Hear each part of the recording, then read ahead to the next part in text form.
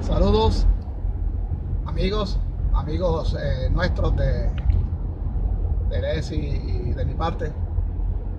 En esta ocasión, bueno, como siempre, me dirijo hacia una cita médica, ¿verdad? El doctor que me está tratando mi espalda después de un accidente que tuve en el 2015. Y bueno, esa cita médica es como 1 hora y 20 minutos de acá de mi casa. Así que voy solo y aspiro a tu compañía, ¿verdad? Aquí conmigo, para que charlemos un poco, y te voy a contar un poco de mi testimonio, de cómo llegué a este pensamiento ateo, cuál fue el proceso que me llevó a rechazar mis creencias ancestrales. Así que para comenzar, voy a hablarles un poquito de mí, de mi niñez y cómo fui educado, ¿verdad? En qué creencias fui educado o adoctrinado.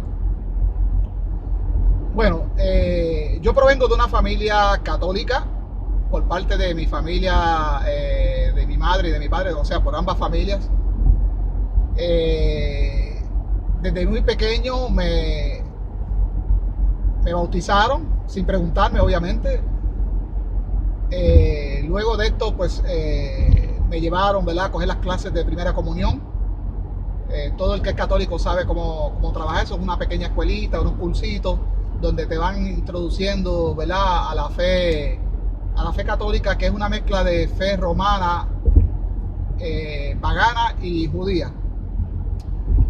Y eso se los puedo decir yo, ¿verdad?, ya en mi conocimiento actual, ¿verdad?, la información que sé, pero en aquel tiempo no lo sabía. Bueno, luego de eso hice mi confirmación, ¿verdad?, que también requiere unas clases, donde pues confirmas más la información que sabes en cuanto a la fe católica, y te confirmas en esa creencia. Posterior a eso me casé con mi primera esposa, a lo católico, o sea que fui un católico común toda mi vida.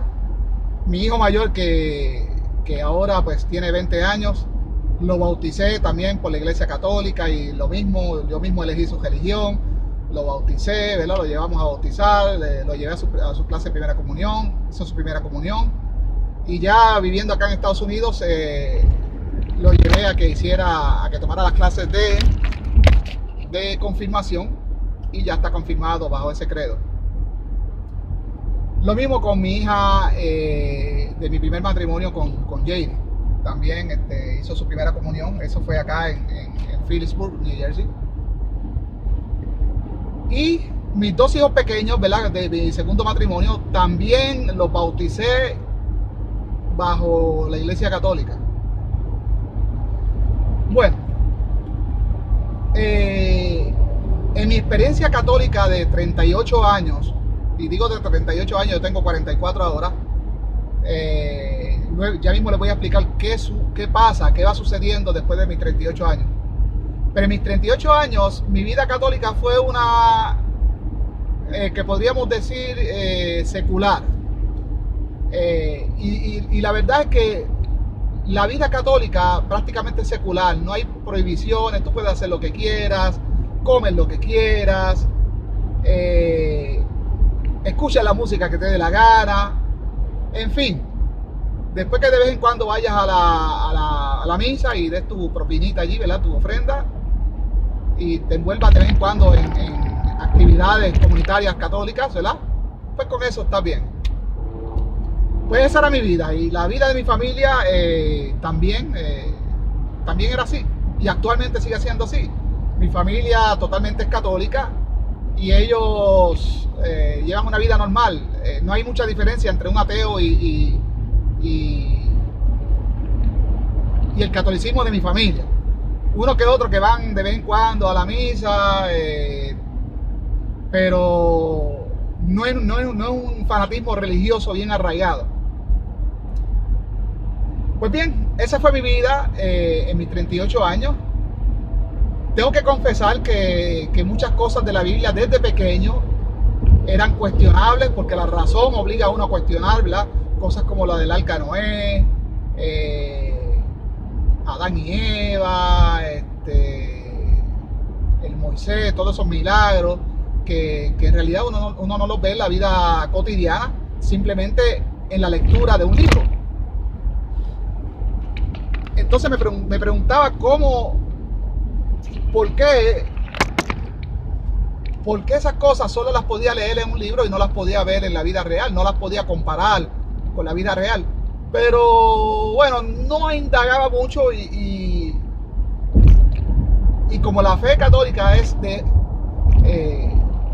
es decir, la creencia católica es basada en tener fe sin preguntar, sin indagar, sin cuestionarse, pues lo dejaba ahí. Todas mis interrogantes quedaban a un lado. Simplemente tenía fe. Y fe es tener una confianza. Tenía confianza en esos libros, en que mis antepasados habían creído algo correcto, una verdad. Y esa era toda mi fe. Tenía fe en que el pueblo donde yo crecí, un pueblo católico, Puerto Rico es prácticamente católico. Ahora de unas décadas se ha ido evangelizando. Se ha ido, ¿verdad?, por el lado del protestantismo, ¿no? Pero los pueblos, por lo menos en Puerto Rico, pueblos como San Lorenzo, San Juan, todos esos pueblos que empiezan con San o Santa, todo eso es católico. Las fiestas patronales, eso es una fiesta católica, ¿verdad?, los patrones católicos. Y son fiestas que se hacen en todos los pueblos y los mismos protestantes van. ¿Por qué? Porque los protestantes salen de ahí del catolicismo. Igual que aquí en Estados Unidos, Los Ángeles, California, San Diego. Aquí hay un montón de estados y ciudades, San Antonio, Texas, que son católicos porque son lo que queda, ¿verdad?, de la herencia española, ¿verdad?, cuando ellos conquistaron América, y, ¿verdad?, las primeras ciudades de aquí de Estados Unidos obviamente eran españolas. Luego llegaron los ingleses a comer del pastel y fueron rezagando más a los españoles, y los españoles perdiendo terreno. Y bueno, pues entonces, pero mucha gente no sabe que los españoles ayudaron a los ingleses a independizarse de Inglaterra, ¿verdad? Y todas esas cosas que ahora no se enseñan en las escuelas, ¿verdad? Por no sacar a reducir ¿cómo podríamos decir? El derecho hispano a estas tierras de igual manera que, ¿verdad?, que los ingleses. Pero ese no es el tema ahora. El tema es mi testimonio. Bueno, como les dije, en mis 38 años como católico, mis dudas fueron acrecentándose. Luego de los 38 años, o para ese año, ¿verdad?, para mi año 38, 37, 38, empecé a ir a la misa en la ciudad de Phillipsburg, New Jersey. Ahí hice varias amistades, personas muy buenas, independientemente de sus creencias, porque yo creía igual que ellos, ¿verdad?, cuando hice ese tipo de amistades, y aún los conservo. A mí no me importa lo que crean, son personas muy buenas. Pues ahí hice algunas amistades y me invitaron al grupo de oración, ¿verdad?, un grupo que se reunía, me parece que eran los martes, si más no recuerdo.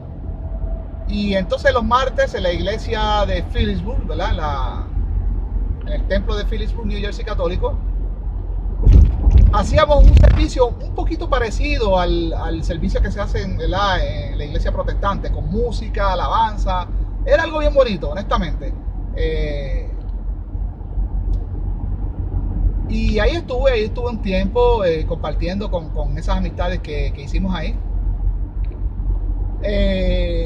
Recuerdo que la que estaba encargada, creo que su nombre era María Cristina, de origen peruano. Muy buena persona, ella era muy buena persona, pero era una creyente bien arraigada al catolicismo, y aparentemente llevaba ya tiempo interna el liderato católico, y sabía las reglas del catolicismo. Yo apenas estaba entrando y bueno, lo que me había vuelto para ese tiempo era un lector de la Biblia. Me acuerdo que ella insistió en que ¿verdad? Todos los miembros del grupo en alguna ocasión hicieran una presentación en público. Yo me acuerdo que para ese tiempo le tenía un terror a los micrófonos. Ahora no, ahora sí me lo dan, me lo tienen que quitar. Pero para ese tiempo, pues, me estaba iniciando, ¿verdad? En los podios. Aunque hace tiempo, ¿verdad? Que no estoy frente a un podio, ¿verdad? Porque pues no ha habido la necesidad. Y cuando uno llega al ateísmo, pues queda como en una sombra. Y aunque hay audiencia para el ateísmo, no la he encontrado, les soy honesto. Todas las personas que siguen mis pensamientos son a través de la lectura o estos videos que hago. Pero no he tenido una audiencia donde poder expresarme, ¿verdad? En vivo, ¿verdad? Tras un micrófono. Pero en aquella ocasión era de mis primeras ocasiones como adulto, porque en mi niñez tuve varias ocasiones en la escuela, ¿verdad? Y siempre me ponía nervioso. Pero como adulto, podríamos decir que esta fue como la segunda ocasión, porque había tenido una ocasión ya de adulto en la Universidad Interamericana, un trabajo que tuve que hacer con otra compañera. Y me acuerdo de eso, que me puse bien nervioso también. Y esta vendría siendo la segunda como adulto. Y me acuerdo que ella el tema era libre, ella me dio la asignación que buscara un tema y lo presentara. Y el tema que yo escogí fue los mandamientos de Dios. Pero los mandamientos que yo expuse eran los de la Biblia, no los del decálogo católico. Ahí está, que el decálogo católico pues hizo unos ajustes, ¿verdad? Hizo sus propios mandamientos ajenos a los de la Biblia. Y eso incomodó a la encargada del grupo. Y yo me acuerdo que ella me hacía corta. Y después me citó para un sábado, para un estudio bíblico, y me habló ¿verdad? De lo que yo dije. Y me dijo que tenía que aprender de las guías de la Iglesia Católica porque las cosas que yo dije no se acomodaban ¿verdad? con la idiosincrasia de la Iglesia Católica. Es decir, los mandamientos de la Biblia no encajan con los mandamientos de la Iglesia Católica. Después averigüé por qué, porque en realidad son distintos. Entonces eso empezó a traerme nuevos cuestionamientos, porque yo dije, ven acá, pero si existe un Espíritu Santo, ¿cómo? Un Espíritu Santo, ¿no? ¿Verdad? ¿Cómo es que yo no puedo hablar lo que yo quiero hablar y tiene que haber una persona que dicte, que regule lo que yo vaya a hablar? Entonces ahí empezaron mis cuestionamientos. Esos fueron los primeros cuestionamientos ingenuos. Ahora ya sé que ni el Espíritu Santo existe ni nada de esas cosas. Pero mis primeros cuestionamientos ingenuos en aquel tiempo fueron esos. Y vi cómo se manipulaba la expresión, lo que se podía decir, lo que no, lo que se podía pensar y lo que no. Y eso me llevó a salir de esa iglesia. Y me acuerdo que yo hice una promesa en aquel tiempo de leer las escrituras. Para ese tiempo, pues mi esposa y yo queríamos tener otro hijo, y yo hice esa promesa de que si tenía un hijo, pues iba a leer las escrituras. Entonces, pues, lo tuve. Eso no es ningún milagro ni nada, eso es algo muy normal. Muy normal. Tener un hijo, lo que se necesita es la interacción entre un hombre y una mujer, y usted sabe lo que tiene que pasar para que, no tengo que ser tan gráfico, para que ese hijo se dé. Así que eso es algo humano, nada milagroso, ni nada divino, ni nada de esas cosas. Pero en mi ingenuidad, yo pensé que Dios me había contestado mi desafío, y al contestármelo yo tenía que cumplir. Entonces me puse a estudiar las escrituras. Les confieso que me llené de una energía de leer las escrituras. Las leí en un par de semanas. Ya había leído la Biblia completa, desde el Génesis hasta el Apocalipsis, completa. Y al leerla me di cuenta que la Biblia como tal no era compatible con la creencia católica. Y eso me preocupó, porque yo dije, bueno, nosotros estamos haciendo algo mal. Esto no tiene, lo que nosotros hacemos es totalmente en contra de lo que dice la Biblia. Eso fue lo que yo me pregunté en aquel tiempo, ¿no? Obviamente los mandamientos de la Biblia, hoy yo sé que eso no es de ningún Dios ni nada de esas cosas. Saber qué hijo de puta fue el que escribió eso, perdonen la expresión, pero esa es mi opinión, ¿verdad? Desde el razonamiento crítico de la escritura. no por fe, sino crítico. Pero en aquel entonces yo pensaba que esos mandamientos eran divinos y yo decía, bueno, aquí se dice que no se puede adorar ninguna imagen y eso es lo más que nosotros hacemos, ídolos, imagen. Inclusive hay ejemplos en los salmos y hay varios ejemplos para el que le queda duda de lo que significa un salmo, una imagen, que por ahí en un salmo que dice que aquellas cosas que ni comen ni respiran, que son hechos por el hombre, que no pueden hacer nada por sí mismos, que se caen y se rompen. Entonces, hay varios versículos en distintas partes de la Biblia que define lo que es un ídolo y una imagen y lo que está prohibido por la Biblia. Y yo decía, wow, pero es que esto es exactamente lo que nosotros hacemos los católicos. También se habla del mandamiento de reposar en el día séptimo de la semana. Sabemos que la semana empieza en domingo, es el primer día de la semana, el Sunday, día del sol. Y que el séptimo día es el sábado, el día del Shabbat, como se conoce en el judaísmo. También habla de que el pueblo de este Dios tenía que ser circuncidado, los varones tenían que circuncidarse. Entonces eran cosas que iban en contra de la creencia católica, la prohibición de comer cerdo y animales, mariscos de los que se arrastran en el agua, reptiles que se arrastran y una serie de cosas, no iban de acuerdo a lo que se hace, ¿verdad?, en la Iglesia Católica. La Iglesia Católica se come de todo, cerdo, no hay restricciones alimenticias. Entonces yo dije, bueno, esto del catolicismo, los protestantes, yo hice un brinco porque hay muchos que dejan el catolicismo y se van para el protestantismo. Yo dije, ni los pentecostales, ni los protestantes, ni los católicos, todos están mal, están perdidos, todos son la misma cosa. Y di un brinco completamente al judaísmo. Yo quería agradar a ese Dios, yo quería ser parte de ese pueblo y yo quería hacer todo a los rajatabla, como dice la Biblia. No estas cuestiones acá que de la Iglesia Católica, del catecismo católico, hizo esas leyes de hombres hechas en concilios. Y entonces comencé a practicar el judaísmo.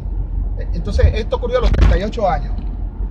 Por eso le dije que a la edad de los 38 años ocurre una separación mía física, mental y espiritual, ¿verdad? Lo que yo pensaba que era espíritu y espiritual en aquel entonces. Me separé, me desligué de la Iglesia Católica en pensamiento, alma y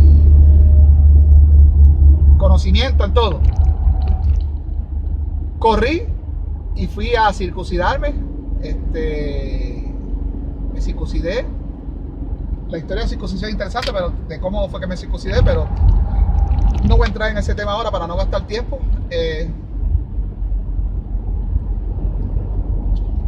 Comencé a buscar lugares, ¿verdad?, de personas que pensaran igual que yo. Encontré una sinagoga judeo-cristiana, judeo-mesiánica, como se le conoce, en la ciudad de Bethlehem, que es una ciudad contigua a la ciudad donde yo resido. Bethlehem significa Belén, ¿verdad? Una ciudad aquí en Pensilvania que le pusieron la misma ciudad el nombre de la misma ciudad de Belén. Entonces comencé a ir a esa sinagoga, pero también empecé a ver que el rabino mesiánico que enseñaba allí enseñaba muchos disparates, muchas cosas que no iban acorde. Ya yo había leído la Biblia y se inventaban muchas doctrinas y muchos estudios medio extraños y dejé de ir. Pero en el tiempo que estuve yendo conocí un par de personas allí y uno de ellos que después eventualmente dejó de ir también. De hecho, yo creo que yo influí en que él dejara de ir porque yo dejé de ir primero y le dije, cuando él una vez me invitó a su casa y él me preguntó por qué había dejado de ir y yo le conté todo lo que había visto y todo, y parece que él después también se dio cuenta de lo mismo que yo y después dejó de ir.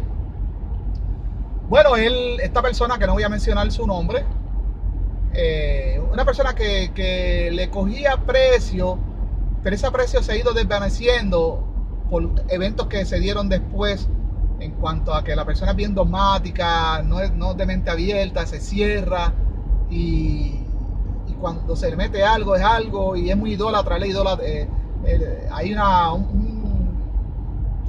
¿cómo podríamos decir? Hay un compatriota mío y de esta persona que también él es puertorriqueño igual que yo, que él está por ahí enseñando en páginas de internet y estudios en YouTube y todas esas cosas. Entonces el tipo es un disparatero. Sí, él es la persona que les hablo se llama Rico Cortés, vamos a decirlo, que yo no tengo pelo en la lengua. El tipo se llama Rico Cortés.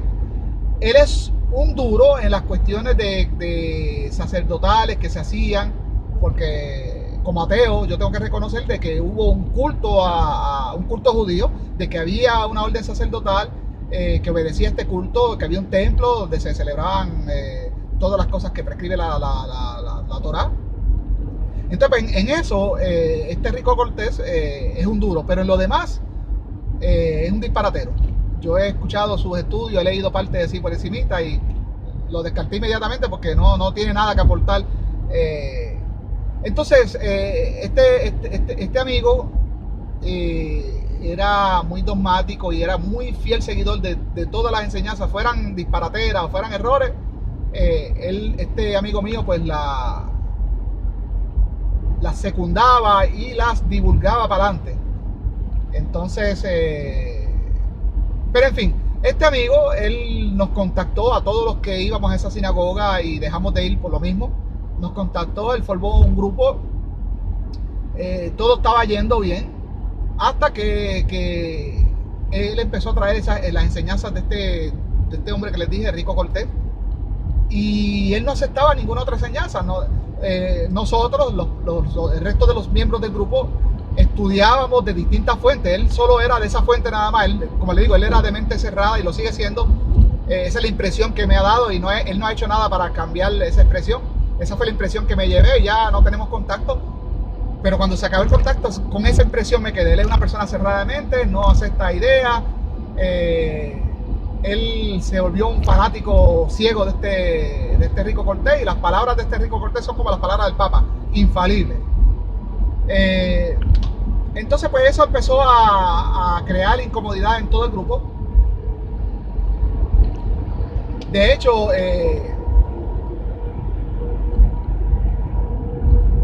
la situación mía personal con él, en varias ocasiones yo le presenté unos estudios y los rechazó.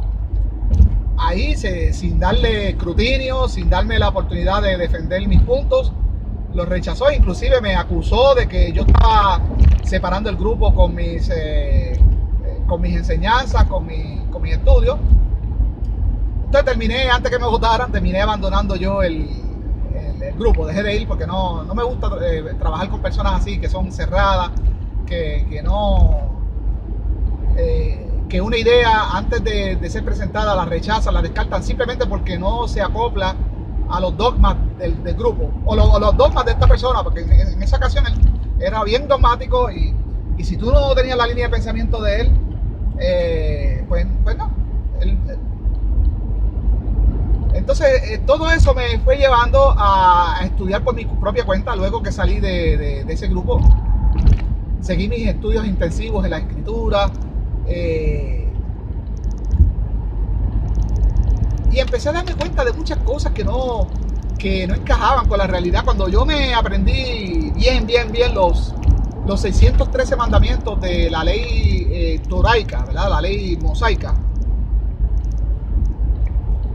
yo me pregunté, pero es que esto no son reglas o normas de un Dios, esto son normas de un psicópata, de un demente, de una persona enemiga de la humanidad, de una persona que hay ausencia de amor, de tolerancia. O sea, los mandamientos, porque muchas personas tú le hablas de los mandamientos y piensan los 10 mandamientos, los que la gente cree que son los 10 mandamientos, que son los que se leen en Éxodo 20, y eso no son los 10 mandamientos. Eso no son los 10 mandamientos. En estudios cabalísticos y estudios profundos rabínicos se ha hallado, con una lectura bien crítica de la Torá, específicamente el libro de Éxodo, que en hebreo se llama Shemot, se ha encontrado sin lugar a dudas que los 10 mandamientos que alude el autor, que estuvieron grabados en 2 piedras, son los que se mencionan en el capítulo 34 de Éxodo. En el capítulo 20 de Éxodo, ahí lo que comienza supuestamente Yahvé, ¿verdad? O Jehová, a dictarle la ley a Moisés. Y si usted descarta el sistema de versículos y sistemas de puntuaciones, ahí no hay 10 mandamientos, hay como 12 o 13.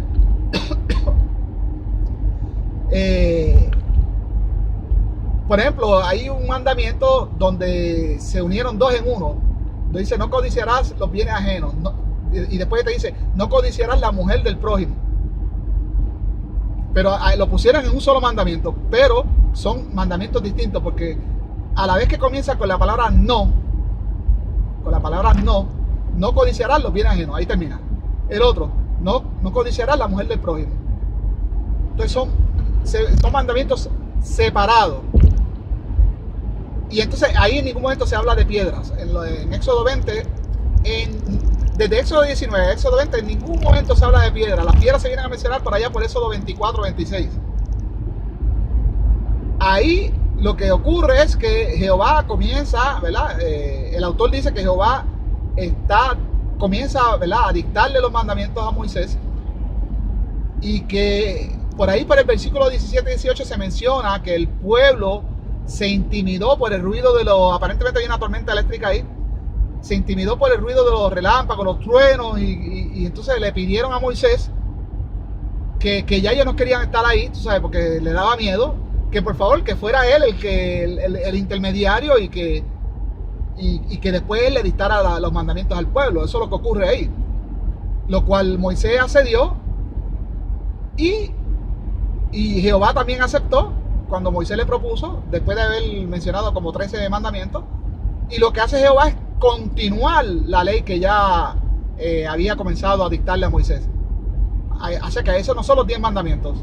Sin embargo, en esos 34, ahí dice Jehová, le dice a Moisés que esculpa unas piedras como las primeras, porque él va a escribir los mandamientos en esas piedras que estaban en las primeras que había roto Moisés.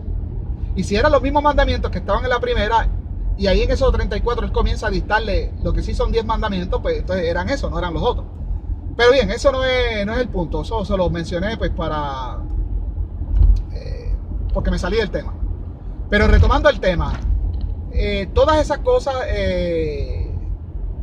fueron inverosímiles, porque hay mandamientos que hablan de... Primero, muchos de los mandamientos son para un sistema estrictamente agrícola, agrónomo y agrícola, tú sabes, no son mandamientos pensados para una eternidad, son pensamientos pensados para una vida agrícola. Es más, son pensados para la vida en Jerusalén, no era ni para el desierto, sino para una vida ya establecida, un templo en Jerusalén, donde ya en el desierto no hay donde pastorear, no hay donde conseguir frutos, ni nada de esas cosas. Y los reglamentos de Jehová exigen recolectar, ¿verdad?, cosechos, exige sacrificios, exige aceite de oliva, exige muchas cosas que no están presentes en el desierto. Por lo tanto, esto se escribió pensando en el templo en Jerusalén, igual que el libro de Deuteronomio. Eso es lo primero, no está pensado para un mundo moderno. Es más, el autor de la Torá, ¿verdad?, de que muchas personas que me estén escuchando, si son católicos, se preguntarán, ¿qué es eso de Torá? Porque en realidad, y eso se me olvidó comentarlo, vamos a ser sinceros, y eso lo sabe todo el mundo. En el catolicismo la Biblia no se estudia. Todos los católicos tienen una Biblia, pero la tienen cogiendo polvo, no la leen. Es raro un católico que haya leído la Biblia completa. No la conocen. Entonces, ahora por mencionar eso, me salí de lo que les iba a comentar. Bueno, como les decía, la Torá, que son los primeros 5 libros, son escritos pensando ya en el pueblo establecido en Jerusalén. Los mandamientos que se hablan, porque cuando decimos los mandamientos de Jehová, eso incluye todo, los 5 libros. Cada cosa que tenga carácter de un mandamiento es un mandamiento para el judaísmo. Y los mandamientos de Jehová hablan de matar a personas. Inclusive tú tienes que asesinar al que no guarde el Shabbat. Eso lo dice en Éxodo 35:2. Y si tiene duda de cómo aplicar ese mandamiento, en Números 15 da un ejemplo de cómo aplicarlo. Si encuentran a alguien trabajando o haciendo algún tipo de trabajo en Shabbat. Hay que matar a todo el que no guarde el Shabbat. Eso para mí es... y estamos hablando del prójimo. Porque el Shabbat pues lo guarda el pueblo el pueblo judío. O sea que si tú encuentras a un prójimo no guardando el Shabbat, tienes que acusarlo y matarlo. Sin pena, no te puede temblar la mano. Cosas que contradicen, que se contradice así mismo la Biblia, porque dice que amarás al prójimo como a ti mismo, pero lo amarás al estilo de Jehová, no al estilo moderno de ahora, ¿verdad? Al estilo empático, ¿verdad? De empatía humana que entendemos hoy en día lo que es amar. En aquel tiempo, amar al prójimo era amarlo al estilo de Jehová, conforme al contexto de toda esa ley. Cuando dice no matarás, es que no mates por tu propio capricho. Ahora, mata en el nombre de Jehová. En el nombre de Jehová sí puedes matar. ¿Y qué es matar en el nombre de Jehová? Bueno, pues como le estoy diciendo, si encuentras a alguien trabajando en Shabbat, lo vas a acusar y tú tienes que ser el primero en tirar la piedra hasta matar a esa persona, quitarle la vida, quitarle la existencia.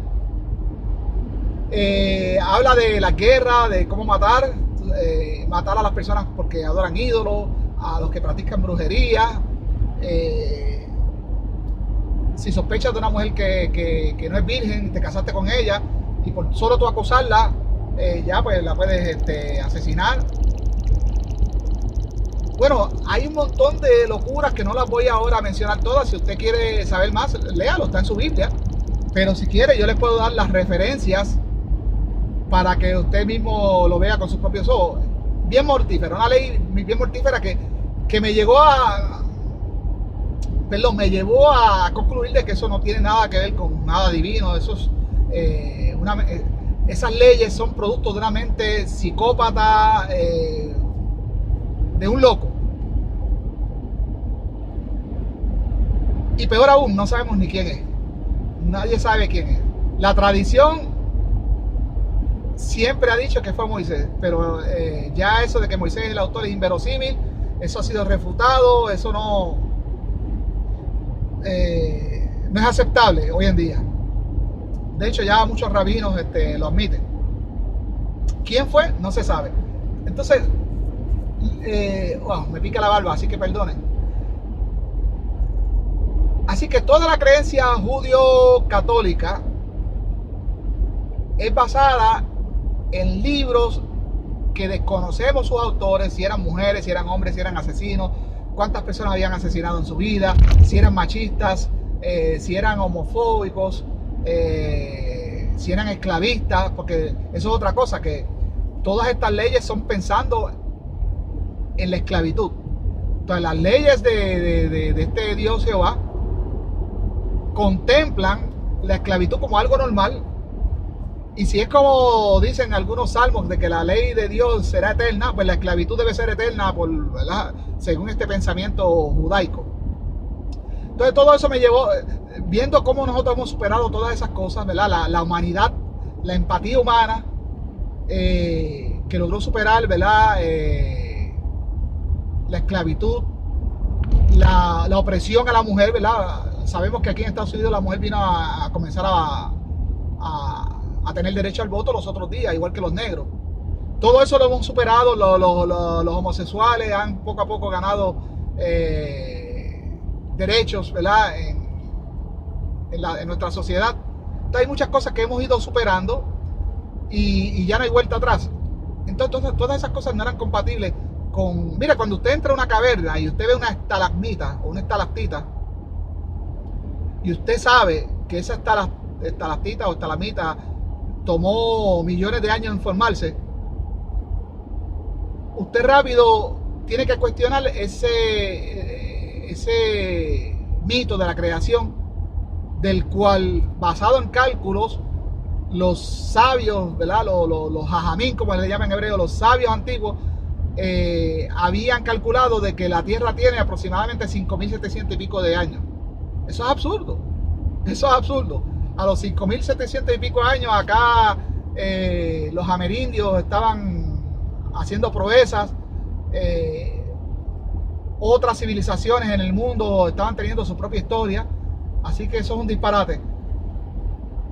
Otro de los cuestionamientos que me llegaba haciendo esto me lo cuestionaba desde que era católico y después en el judaísmo, es ¿por qué, si hay un Dios del mundo, un creador del mundo, por qué los profetas y todo siempre era allá en Israel, en Palestina, en esa región?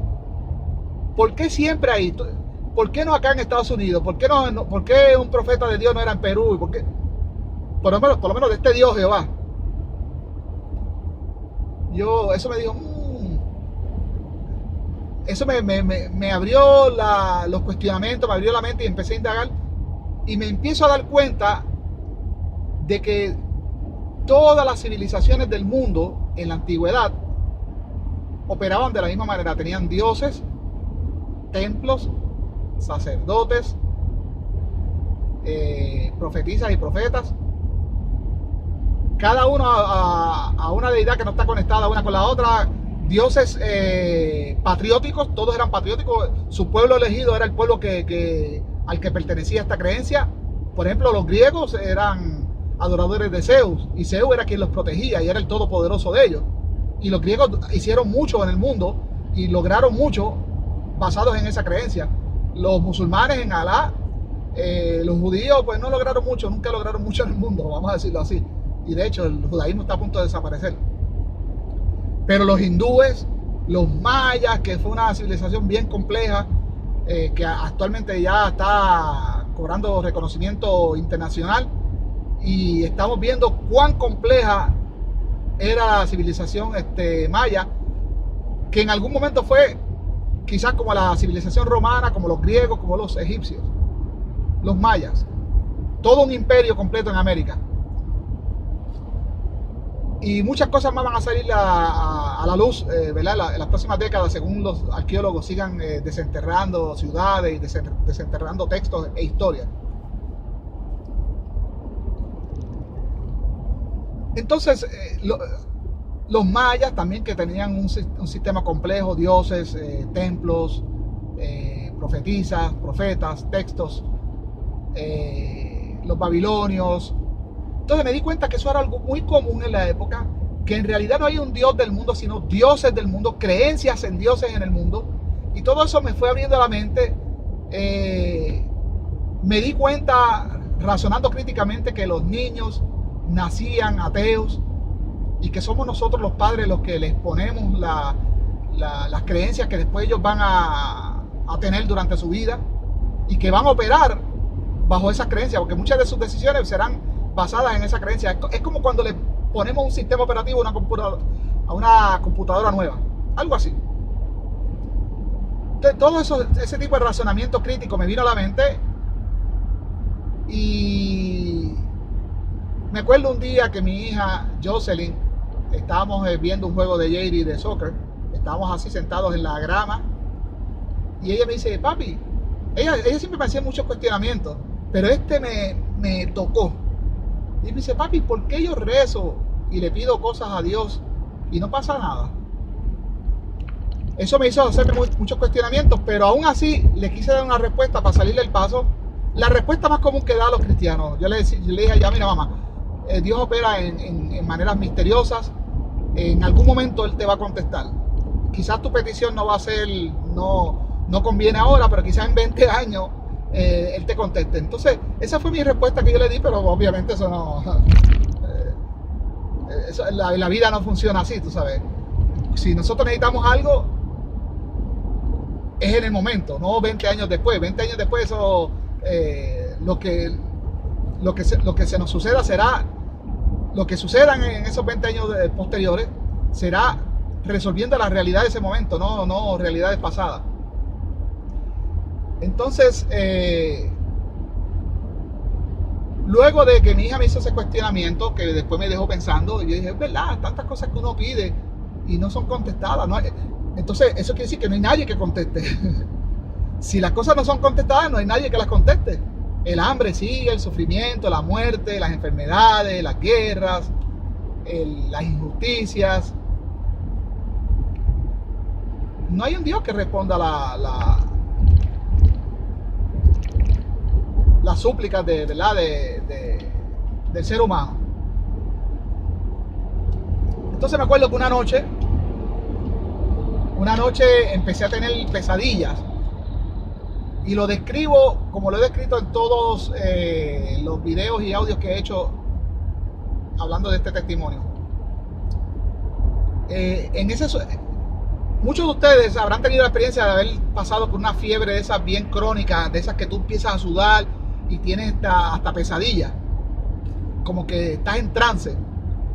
Pues eso me pasó en una noche donde empezaron a venirme todos esos cuentos de la Biblia, la serpiente que habla, la mula del profeta Balán que también hablaba, que si Jesucristo caminando por encima del agua, que si resucitando a Lázaro después de que el tipo estaba podrido. Resucitarlo, ¿para qué? Porque después iba a morir de otra vez, entonces eso no hace sentido. Pero pensando en todas esas cosas, toda de magia, trucos de magia, cosas que no son reales, una ballena que se traga un profeta, una tierra que se abre y se come todo un pueblo, en fin, tantas cosas inverosímiles, el mar que se abre, todo eso en una noche empezó a darme vueltas en la mente. Y yo mismo decía en ese sueño, o esa pesadilla, o como lo queramos llamar, yo decía, es que yo no puedo creer en esas cosas, yo soy un hombre adulto, yo soy maduro, yo no puedo creer en eso. Y así pasaban todos ese tipo de sueños por mi mente, pero a la misma vez mi subconsciente decía que no podía creer en esas cosas, hasta que desperté. Mi esposa ahora no se acuerda de eso. Bueno, mi esposa estaba también media dormida, pero yo me acuerdo muy bien porque es un testimonio mío. Y yo le dije, Leslie, pues ya no creo en Dios. Y ella me dice, ¿qué? Así entre sueños, con lagaña. Bueno, imagínense. Y era temprano, eran como las 5 de la mañana, yo ese día trabajaba. Yo le dije, lo que te dije, no creo en Dios. Y me dice, ¿pero por qué? ¿De qué tú hablas? Después te digo, después te cuento. Entonces, ahí comenzó un periodo, otra vez de investigación. Me dio mucha ansiedad. Me acuerdo que tuve que ir hasta esa tarde o dos tardes después, no me acuerdo muy bien, reflexionando todo y el miedo que me dio a que, bueno, aceptar de que morimos y no hay más nada más. Me dio mucha ansiedad y tuve que ir a emergencia, que me chequearan. Salí de todo bien, me dijeron que tenía un ataque de ansiedad, me dieron de alta y después comencé a estudiar, ¿verdad? Más, ¿verdad? Sobre el tema de ateísmo, ¿verdad? A buscar otras personas que hubiesen llegado a las mismas conclusiones que yo. Y por un tiempo me volví un agnóstico. Pero fue un tiempo bien corto, quizás de un mes. Agnóstico significa, para los que no saben, son aquellos que rechazan todos los dioses ancestrales. Si eres hindú, rechaza a los dioses hindúes. Si eres maya, rechaza a tus dioses mayas. Si eres griego, rechaza a los dioses griegos. Si eres rechazas tus dioses ancestrales, pero aún así, insistes en que hay un creador, en que detrás de todo lo que vemos, de toda esta vida compleja, de que hay un creador. Entonces, pues estuve un tiempo como agnóstico. Y después de evaluar el mundo, cómo funciona el mundo y todo lo demás, pues llegué a la conclusión de que este mundo no fue creado por ningún ser divino, ni por un creador, ni nada, de que todo es respuesta a un accidente y muchas cosas más que ya les he compartido en otras ocasiones. Así que ya voy a tumbar, porque necesito ponerle el GPS para la dirección que me dirijo. Esa es prácticamente, es un concentrado, un resumen de cómo me volví ateo, o cómo regresé a ser un ateo, porque todos nacemos ateos. Así que, bueno, pues sin más, hasta la próxima y saben que tienen mi amistad, aquellos creyentes o no, soy el mismo. Simplemente no comparto sus convicciones. Hasta la próxima.